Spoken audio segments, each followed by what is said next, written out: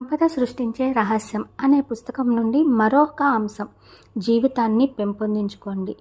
ఉదాహరణకి భూమిలో ఒక విత్తనాన్ని నాటితే అది మరిన్ని విత్తనాలని అభివృద్ధి చేసే విధంగా భూమిలో ఎదుగుతుంది.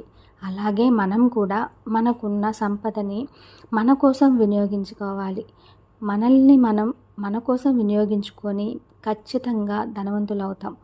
ధనవంతులు కావడం ద్వారానే మనల్ని మనం ఎక్కువగా వినియోగించుకోవచ్చు. సంపాదించే పనిపై దృష్టి పెట్టాలి. మరింత మెరుగైన జీవితం దిశగా పయనించాలి. ఇప్పటికే సృష్టించబడిన వాటి కోసం మనం పోటీ పడకూడదు. కొత్త వాటిని సృష్టించాలి.